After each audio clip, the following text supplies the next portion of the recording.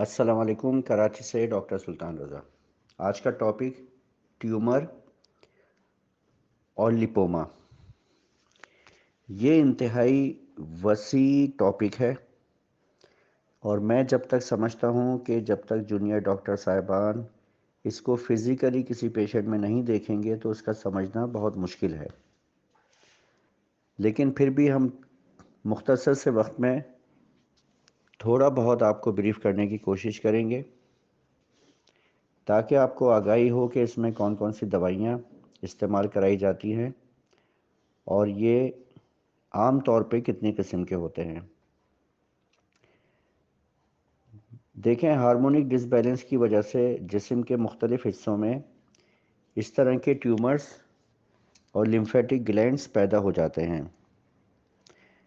जो बच्चे कमज़ोर हों, अंडरवेट हों और उनकी फैमिली में ट्यूबरकुलोसिस की हिस्ट्री मिलती है, इन बच्चों में आमतौर पर गर्दन में छोटे छोटे ट्यूमर्स होते हैं।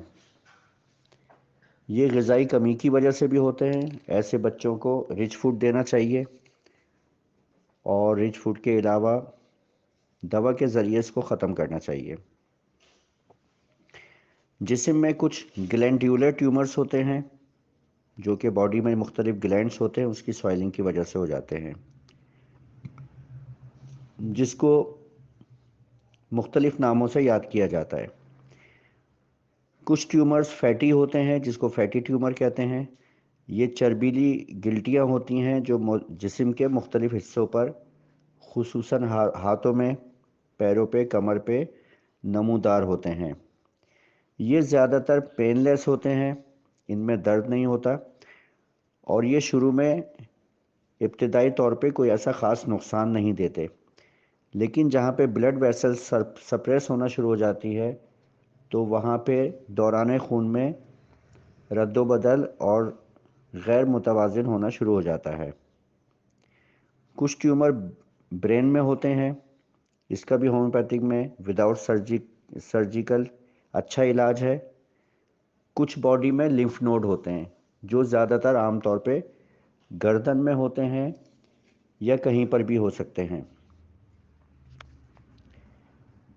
ऐसे ट्रीटमेंट में ठंडी खट्टी चीज़ों का खुसूसन परहेज़ कराना चाहिए, बादी और बड़े गोश्त का परहेज़ कराना चाहिए।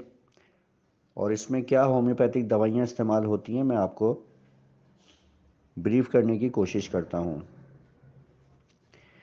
अगर जिस्म में कहीं पे फैटी ट्यूमर्स हैं, इसमें ब्राइटा कार्प 30 पोटेंसी से लेकर 1 में बहुत अच्छा काम करती है और अगर बहुत ज़्यादा हैं, मल्टीपल हैं, तो आप इसको 1 पोटेंसी में वीकली दें और कलकेरिया फ्लोर 6x दिन में 2 से 3 मरतबा रोज़ाना इस्तेमाल कराएं। अगर किसी के ब्रेन में ट्यूमर हो तो इसमें MRI और CT स्कैन की रिपोर्ट के मुताबिक आप और क्लिनिकल हिस्ट्री और फैमिली हिस्ट्री के हिसाब से इसका ट्रीटमेंट दें। और अगर ये कार्सिनोमा की तरफ जा चुके हैं तो उसी हिसाब से इसका ट्रीटमेंट दिया जाता है। आम तौर पे जो दवाइयाँ इस्तेमाल की जाती हैं उसमें कलकेरिया कार्ब बहुत अच्छा काम करती है। कलकेरिया फ्लोर और फाइटोलक्का भी इसकी बहुत अच्छी दवा है।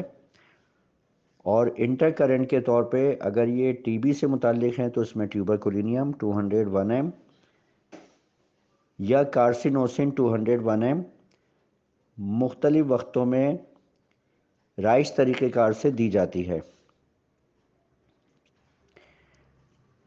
अगर किसी के लिपोमा है या लिम्फ नोड हैं, उसकी एक होम्योपैथिक में बड़ी अच्छी दवा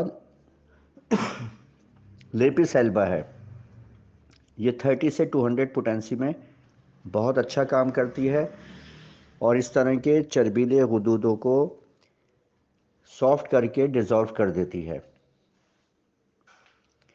कुछ ट्यूमर ख़वातीन में ब्रेस्ट में होते हैं, वो हार्ड होते हैं या सॉफ्ट होते हैं। अगर बहुत ज़्यादा हार्ड हैं तो उसमें कोनियम होम्योपैथिक की बहुत अच्छी दवा है और हार्ट ट्यूमर में कलकेरिया फ्लोर और दीगर दवाइयाँ भी दी जाती हैं। और अगर ये ट्यूमर सॉफ्ट है, पेनफुल हैं, इसमें फाइटोलक्का और थूजा बहुत अच्छा काम करती है। और अगर ये चेस्ट तक, लंग्स तक पहुंच गया है, अगर इसका पेन लंग्स तक जाता है, तो उसमें ब्रायोनिया भी बहुत अच्छी दवा साबित हुई है। इस तरह के ट्यूमर्स में एक तरतीब भी बनाई जा सकती है दवाइयों की। मिसाल के तौर पर अगर आप सुबह के वक्त ब्रायोनिया 200 दे दें, दिन में कोनियम 200 दे दें और रात को फाइटोलक का 200 दे दें। इसके बाद ये तरतीब में पोटेंसी इसकी बढ़ा भी सकते हैं और कलकेरिया फ्लोर 6 बायोकेमिक की मेडिसिन हेल्पिंग मेडिसिन के तौर पे इस्तेमाल कराई जा सकती है। इसको समराइज करते हुए मैं आपसे अर्ज़ करूं कि लिम्फ नोड में या लिपोमा में आर्निका 30 से लेकर बड़ी पावर तक, लेपिस एल्बा 30 से लेकर बड़ी पावर तक बहुत अच्छा काम करती है। इंटरकरेंट रेमेडी ज़रूर इस्तेमाल करानी चाहिए।